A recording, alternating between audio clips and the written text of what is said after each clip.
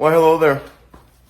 So, today, I'm going to be doing the front brakes on old Green here, my 180 Volkswagen Jetta.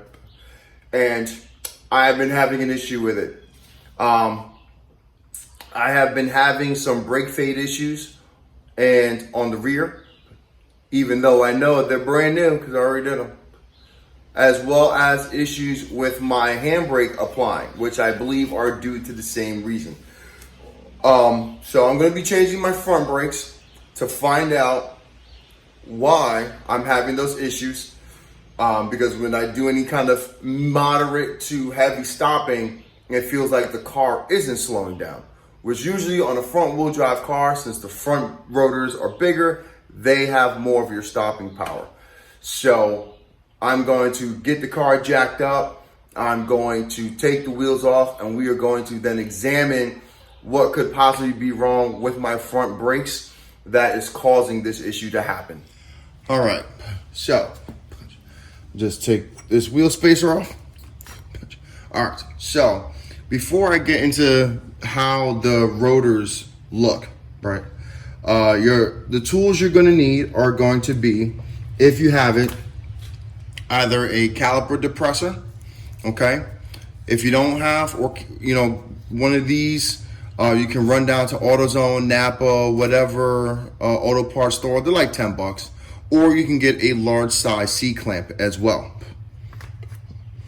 You will need a 3/8 ratchet with a T45, or you'll have to find the corresponding hex bolt, or Allen key bolt, Allen key socket. I'm not quite sure which size that is.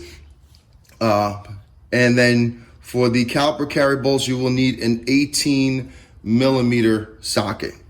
All right. And then you're also going to need a screwdriver, flathead. And then, you're going to need some brake cleaner, your normal stuff, as well as the most important stuff, your rotors and your new calipers.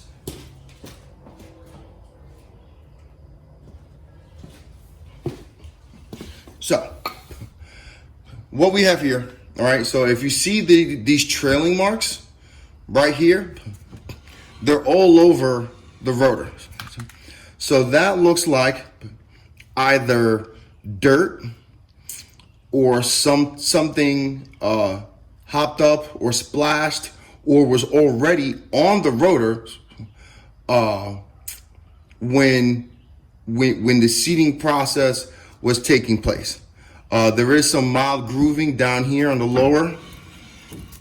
So up here, I'm not quite sure if you can see that or not, but there is some very, very light grooving on the outer edge, which shows that really the only grip that's being had is on the outer is on the outer half of the rotor, which obviously isn't good. And I don't know if you can see it around here. Looks like the pad has been gripping and letting go, gripping and letting go. So that's a pretty clear indication that your brake pads, either A, the material has gone bad for some reason or another, or, as you can tell, like I said, with that scorching, that the rotors have gone bad. So that could be from either excessive braking, which I don't believe it is, because there's no warpage and I don't get any rattling or anything while I'm driving. I believe what happened here is either somebody else, when they did the brakes. Now, mind you, I haven't done the front brakes in about 2 years on this car because, I drive 5 miles to work and then 5 miles back. But when I did have them done by somebody else was because I was working 2 jobs at the time and, personal time was non-existent. So it looks like maybe something got on here when they seat the brakes and it just absorbs into the rotor. Typically what you might be able to do is take it to a shop, have your brake pads replaced, or maybe even sanded down enough, as well as having the rotors cut to the point where you don't see any of this you know, this contamination on the rotor. But since I don't have that kind of equipment here, I'm just gonna start from fresh. I'm gonna replace the rotors. I'm gonna replace the brake pads and all the hardware that goes along with it. And then we're gonna go and then we're going to seat the pads.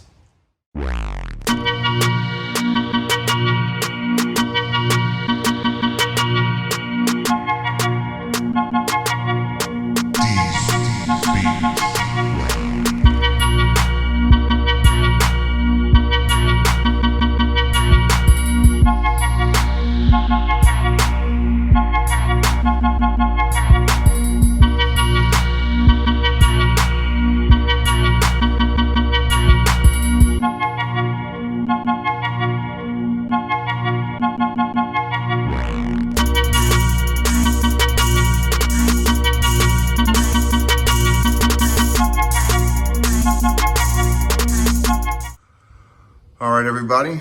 So as you can see, I've got the new rotor and pad assembly set up and installed. I'm gonna do the other side real quick. I'm gonna do that side off camera, and then I'll bring you back when I'm driving, doing the seating process. A couple things that you saw me do were when I took the new brake pads out of the package, I compared them to the old brake pads to make sure that the size and diameter of the pad shoe actually will fit inside the rotor. I sat the new rotor on top of the old rotor to make sure that it would line up on the hub sitting inside of the caliper. There have been few instances where even going to a local parts store, you know, something may have fallen out or something may have gotten damaged, they swapped it out and things may be wrong. So typically before you get too far, you want to check, make sure everything looks the same. In my case, the plug that I have for the brake wear sensor does not match. So I'm probably going to have to do one of two things. I'm going to have to get a little ingenuitive and swap it over, or I'll just leave it and then I'll just be driving around with the brake wear sensor on. I mean, at this point, I've been riding around with bad brakes on the front end so much that I might just call the supplier and have them refund me a little bit. Or like I said, I have the ability to swap over the wires. So I'll probably just wind up doing that. It'll take me a little bit of time, which I'll do off camera. It's not really that exciting, but yeah, I'll be right back. Hey, so I am right now in the process of bedding the brakes.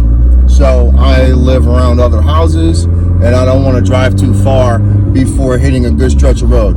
So what I'm going to do is I'm going to do my 3 to 4 stop hard or medium brakes from 45 miles per hour down to, I believe, 5 or 10 miles per hour. And then instead of doing 8 of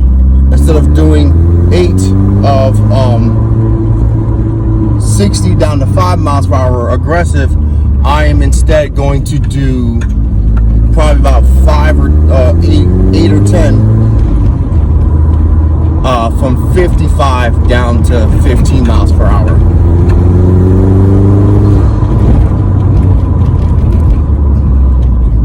Which will help balance things out.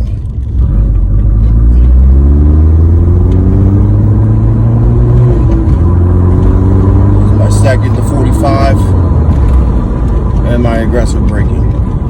Mind you, I am keeping very careful because I live around other people.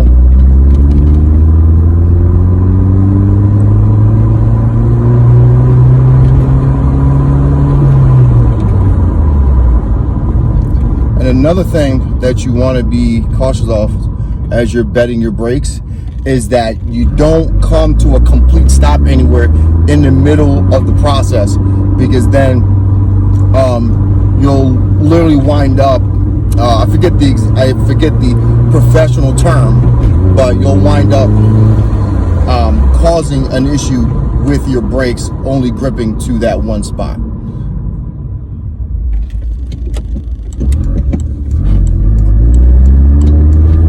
right, so I did my four mediums. So now I'm going to get up to 50, and then I'm going to do my aggressive brakes.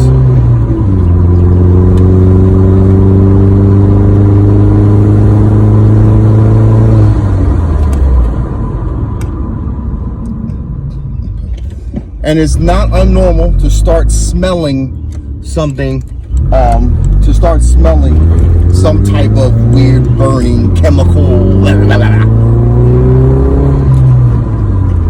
That is actually the material from, or not the material, the chemicals from your brakes rotors and your brake pads bedding together, so that when you need to stop, you can't stop. All right, so I'm gonna finish doing this, and then I will come back once I get to the house. Okay, ladies and gentlemen, I'm home, back from seating my brake pads. So went well. Just another little note: once you have gone through the process of the speeding up, slowing down, speeding up, slowing down, make sure that when you drive back to your location that you don't hit the brakes too heavily, because at that point now you want the rotors and the pads to cool down, and you want them to start their seating process, or finish their seating process, I should say. I can't stress enough, be careful. All right, when I seat my brakes, I have a route planned out that I know not very many people are going to be on. So if you're not comfortable with that process, make sure you take it to a shop to get your brakes done, because you know you don't want to have anything bad happen while you're trying to seat your brakes, speeding up, slowing down. Other than that, once you get back home, again, try not to sit on the brakes. Park it outside where you can get, nice airflow around the brakes and they can cool down. And then, within probably about an hour or so, you'll be good to go. Wrench Daily.